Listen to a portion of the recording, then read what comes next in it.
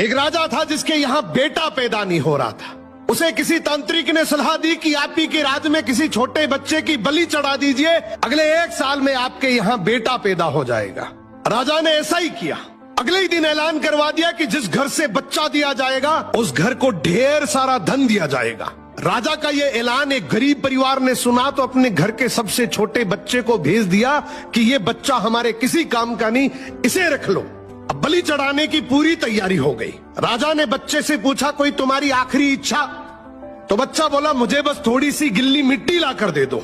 मिट्टी लाई गई तो उस बच्चे ने उस मिट्टी से छोटे छोटे 4 मकान बनाए और उसके बाद एक एक करके 3 मकानों को लात मारकर गिरा दिया। एक को रहने दिया और उसके सामने हाथ जोड़कर दुआ की और राजा को बोला, अब मेरी बलि चढ़ा दो। ये देखकर राजा को बड़ा अजीब लगा। वो डर सा गया कि शायद बच्चे ने कोई तंत्र विद्या की हो। उसने बच्चे से पूछा, तूने ये क्या किया था? तो बच्चा बोला, पहला मकान गिराया जो मेरे माँ बाप का था, जिन्होंने सिर्फ पैसों के लिए मुझे बेच दिया।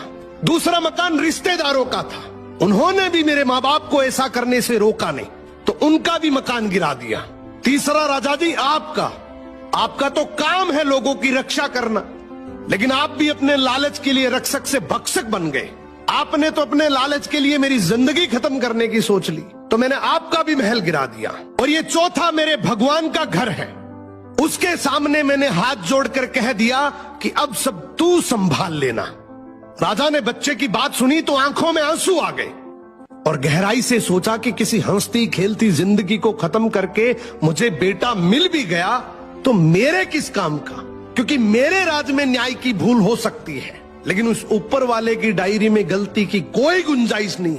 राजा ने रोते हुए बच्चे को गले लगा लिया और बोला, आज से तू ही मेरा बेटा है। इस कहानी का मतलब है कि दुनिया के सामने झुकने से कुछ नहीं होगा, क्योंकि दुनिया अपने मतलब के लिए कुछ भी कर सकती है। झुकना है तो उस भगवान के सामने, जिसके सामने झुकने से तुम्हारा कोई कुछ नहीं बिगाड़ सकता।